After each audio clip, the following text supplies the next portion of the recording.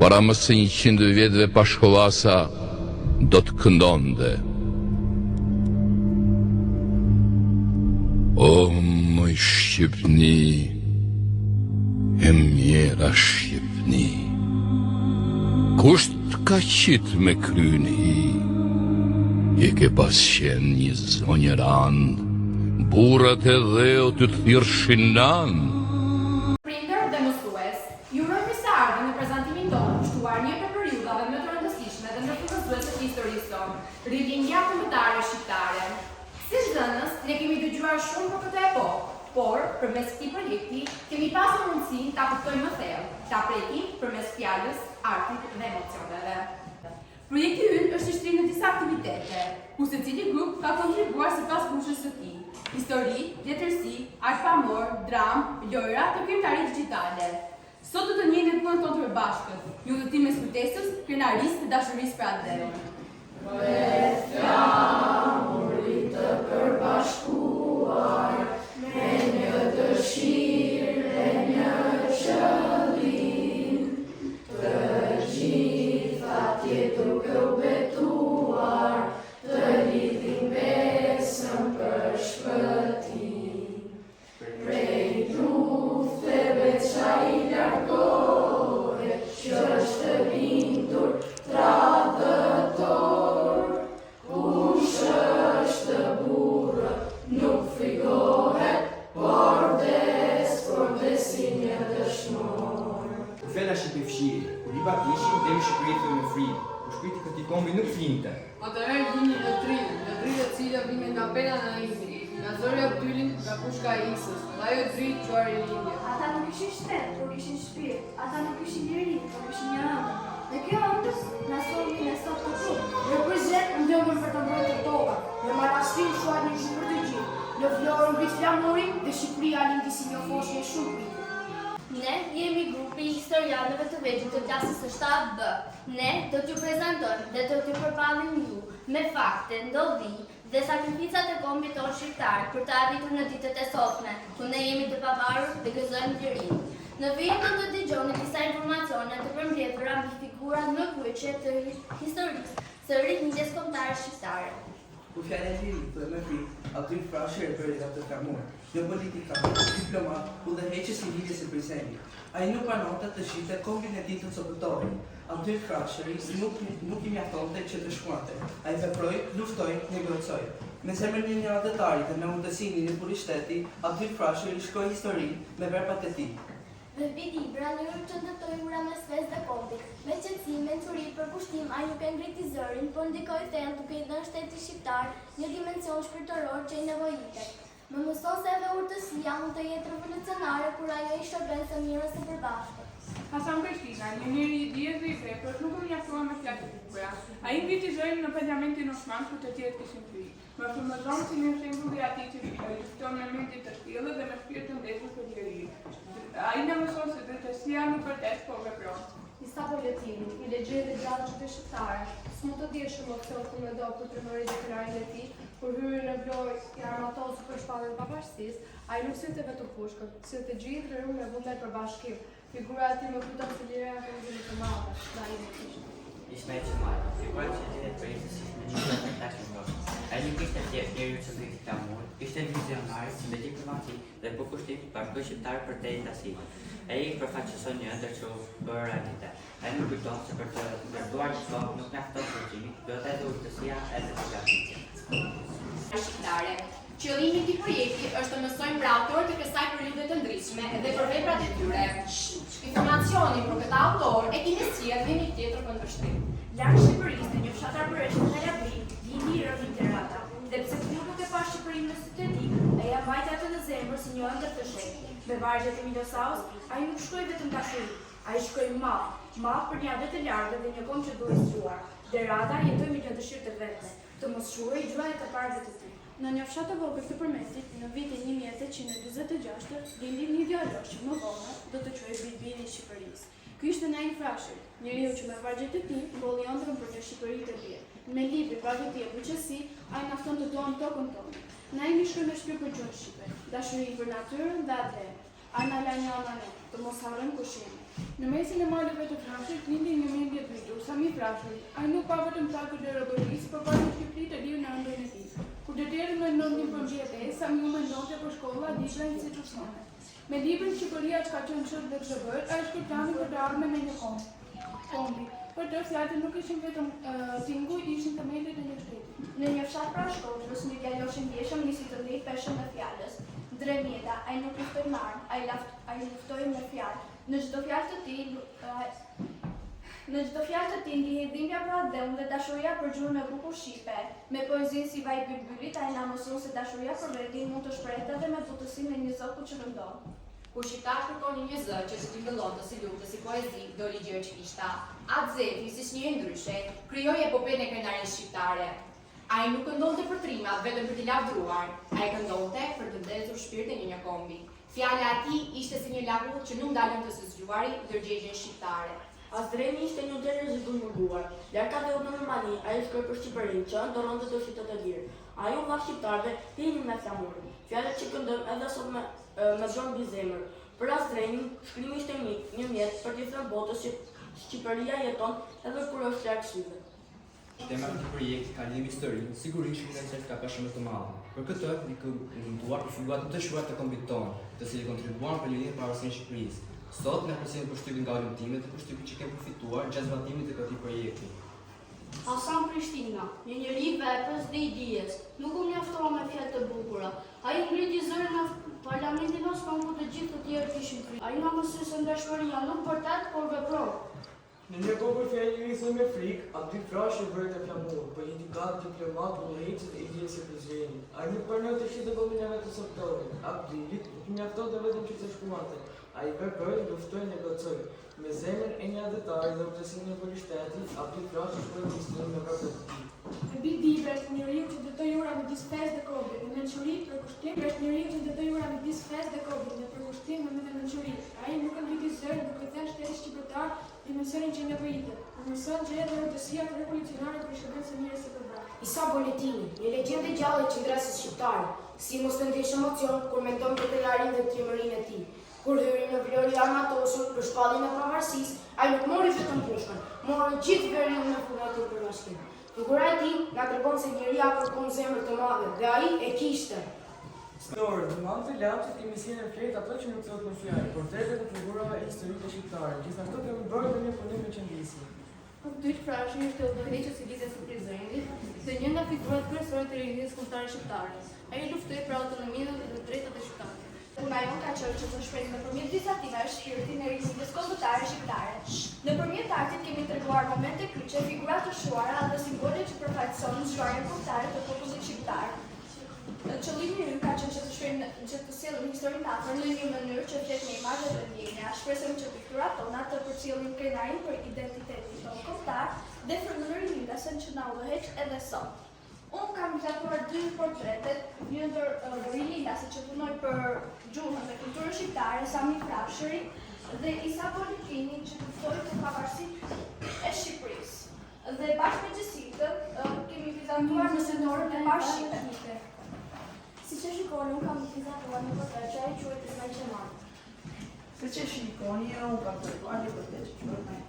Ne jemi grupi letrarëve, që kësaj periudhe ne kemi udhëtuar edhe veprimtarive të rilindasve adetar. Ne kemi kryer postra dhe ngjarjeve kryesore të fushës së letërsisë gjatë vjetës. Gjithashtu, me bashkëpunim me grupin e historianëve, kemi kryer dramatizim lidhja shqiptare e prizrenit. Një fshat të vogël të Rëmetit në vitin 1826, lind një djalosh, i cili më vonë do të quhet Bibili i Shqipërisë. Ai Frashëri, njeriu që me vajzat e tij bolli ëndrrën për një Shqipëri të lirë. Në librin Pagotjet Muqësi, ai na fton tatuar vendin tonë. Na i shkruaj me shpirt për gjuhën shqipe, dashurinë për natyrën dhe atëun. Ai na lani amanet, të mos harrojmë se kush jemi. Në fshat të vogël Arkuresh, në Kalabri, lindi Erling Derata. Edhe pse nuk e pa shqipën në sytë e tij, ai e mbajti në zemër si një ndër të shenjtë. Me vazhdimin e sas, ai nuk shkroi vetëm dashuri, ai shkroi mall për një atë të largët që do i zgjuar. Derata jetoi me një dëshirë të vetëm, të mos harrojë gjuhën të prapë të tij. Në një kohë shqiptar kërkonin një zogje të tij vëllonte si lutje si poezi, doli gjë fishta. Atë si një ndryshe për lavdën e marxisë, krijoi epopenë e krenarisë shqiptare. Një djalosh i ndjeshëm nisi të ndjej peshën e fjalës. Dremjeta nuk luftoi me armë, ai luftoi me vargje. Në çdo fjalë të tij ndjej dhimbja për Adheu dhe dashuria për gjuhën e bukur shqipe. Në poezi si Vaj Bilbylit, ai më mëson se dashuria për vendin mund të shprehet edhe në butësinë e një zogu që këndon. Azdreni ishte e tjetër zog i mërguar larg Adheut në Romani. Ai shkroi për Shqipërinë që ndërron të dashit të lirë. Ai na dha në jetë e flamur. Fjalë që këndojmë edhe sot me dorën mbi zemër. Për Azdrenin shkrimi është një mjet për të thënë botës se Shqipëria jeton, edhe kur është larg syve tanë. Në mesin e malit të Frashit lindi një mend i ngritur, Sami Frashi.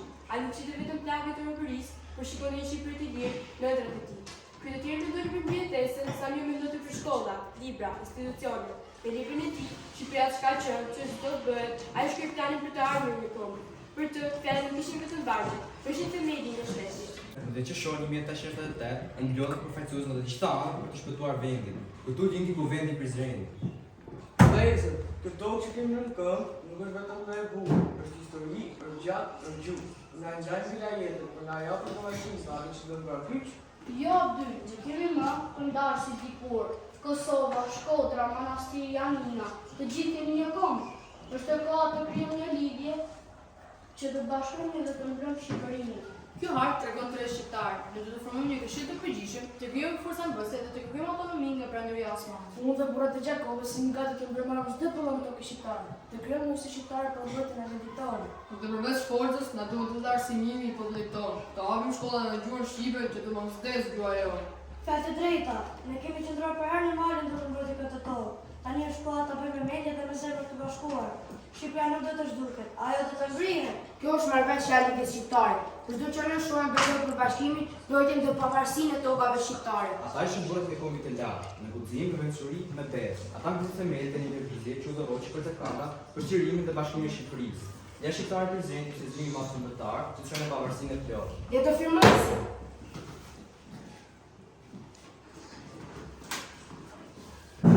Gjarë që më të madhe, më duhet të lajmëroj se prej ditës së sot, me nisat e 2 nëntor të vitit 1885, këtë gjyq nuk do ta drejtoj Xhamil Beu, oficar i lartë i shërbimit të sigurimit, por unë Tursun Beu, oficar i shërbimit të sigurimit, Abdyl Frashi, Griku. Kur kush nuk lava fjalën që të flisni, do të përgjigjeni kur që pyesun, kuptua? Cilat kanë qenë lidhjet tuaja me shehun e të tokës? Lidhje shqiptarësh, lidhje intelektualesh. Pas kthimit nga Stambolli, kur ishit e padishau, u takuat në Selanik në shtëpinë e Thanastimos, një shqiptar ortodoks. Ju Pashkovasa dhe shehut e tokës. Kjo ndodhi në dhjetor të vitit 1878. Këtë informata mund ta pranoni si të vërtetë? Pse jo? Për çka folët aty? Duke ditur autoritetin e tij në Sakon, ne kemi kërkuar që të ndërhyjë për çlirimin e disa të burgosëve nga buqet otomane. Nuk është e vërtetë. Ju atë natë jeni munduar ta bini atë të bashkëpunohen me ju, që u shërbej si spion për portën e lartë. Keni prova për një gjë të tillë? Dëshmitari Idris Suma. A e njihni këtë njeri? Jo. Po ju këtë njeri? Po, kjo është Abdyl Frashi. Për herët e parë ka parë në shpinën e Thanastimos në Selanik bashkë me Pashkovasën. Aty është shefi i dinës të tokës, aty u shërbëja me kafe. Çka tha aty Abdyl Beu? Ai mundua të binte shefin e dinës se spiononte për portën e lartë. Të gjitha këto biseda këtu përpara te? Po. Oj, mirë, sa të kam paguar të gënjesh kështu? Me këto fjalë dëshmon besimin që keni tek i madhi padishah. Mund të shkoni, edhe gjuha. Edhe gjova, është turp të bëni provokime me dëshmitar të vet. Nëse vazhdoni kështu, nuk do të përgjigjem asnjëherë për kërkesave tuaja. Dëgjoni, nuk mund të pa ju a thënë këtë në fytyrë. Gjoa juaj është tërë kohës kundër nesh. Edhe unë në fillim luftohet për programin e Karanamesë, por tash është e fare e qartë se këtë e pas kishit bërë sa për sy e faqit, të na hidhni të lorë syve. Prandoria osmane kur nuk ka qenë përzidhjen e drejtë të çështës shqiptare. Nuk është e vërtetë, porta në fillim e përkrau lidhjen. Asaj nuk i thotë përkrahje, por interes. Nuk është ta mirë atë të flasë për këtë mënyrë. Ne jemi munduar sa kemi pasur hapësirë nga paçja e Shën Stefano. Jeni munduar për vete, jo për ne. Këtë e dija që nga fillimi. E dija se herë ta vonë do të kishte konflikti me ju. Vullneti i popullit nuk hidhet. Ta them edhe këtë me gjithë bejt. Pas zgjidhjen e drejtë të çështës shqiptare nuk ka qetësi. As Turqia, as Europa. Me ju nuk kam që të flas me. Tash tutje do të flas me ju vetëm ligji. Uluni. Nëse keni. Uluni. Suleman Bokshi, ngrihuni. Nga të dhënat që kemi nga procesi hetimeve, del pa dyshim se jeni fajtor kryesor për marrjen e Shkupit. Për shtelimin e Shkupit. Në 4 dhjetor të 1880 nuk i keni lejuar me të Sherif Raif Efendiun të hyjë në Shkup.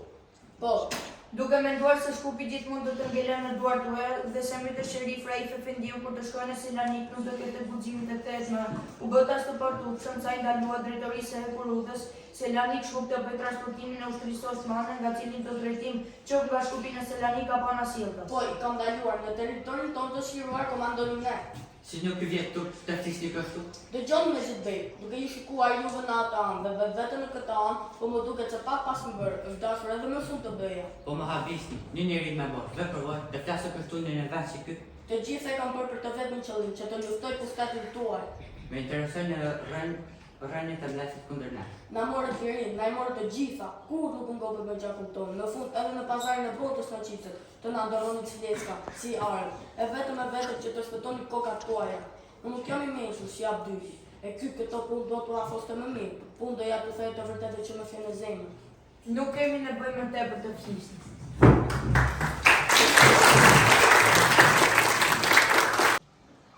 Tema e projektit tonë është ridhja kombëtare shqiptare. Qëllimi i projektit është të kuptojmë më thellë rrugën që kaloi populli shqiptar për të ruajtur identitetin e tij kombëtar dhe për të arritur pavarësinë. Si zgjodhëm këtë temë? Mendoj se pa e njohur të kaluarën tonë nuk mund të ndërtojnë të ardhmet e fortë. Ridhja kombëtare përfaqëson periudhën më të rëndësishme të ndërgjegjësimit kombëtar të shqiptarëve. Ajo i paraprit pavarësinë dhe vendos themeliet e identitetit kombëtar. Gjatë kësaj periudhe u hodhën hapat e parë për krijimin e ligjeve letrare të përbashkët dhe u zhvilluan dëshmëria, letërsia dhe arsimimi shqip. Duke studiuar këtë periudhë, kuptojmë rëndësinë e ruajtjes së identitetit dhe kulturës kombëtare, dhe më së vlerat dhe dashurisë, sakrificës dhe bashkimit. Ndjek ndjenjën e krenarisë për trashëgimimin të kombëtarëve. Cilat janë disa nga shkaqet se prezi i nuk studion periudhën e rinjtjes dhe pasojë që sjell. Shkaqet: ngritja e interesit të rinjve. Shpesh të rinjt tërhiqen për shumë nga teknologjia dhe kultura moderne, duke mos kushtuar vëmendje historisë kombëtare. Kjo sjell si pasojë humbjen. Produkti i projektit, një kalendar historik i bazuar në ridhje kombëtare është produkt i qëndrueshëm, edukues dhe i përshtatshëm për shumë përdorime, që vetëm pasurojnë njohuritë historike, por edhe vetet si një produkt konkret me vlerë kulturore dhe vizuale. Veprimtari interesohet pra rrugtimin e produktit, kulumtimi dhe mbledhja e informacionit, ndarja në grupe ture, përditja fonës që kanë Përtiri i ridhjes si produkt ka kalendar historik. Një kalendar historik i bazuar në ridhje kombëtare është një produkt i qëndrueshëm, edukues dhe i përshtatshëm për shumë përdorime, që jo vetëm pasuron njohuritë historike, por edhe vetes si një produkt konkret me vlerë kulturore dhe vizuale. Përshëndetje, ne jemi grupi i Hapa. Kjo është harta etnike deri në vitin 1913. Kjo është harta e Shqipërisë pas vitit 1913 deri më sot.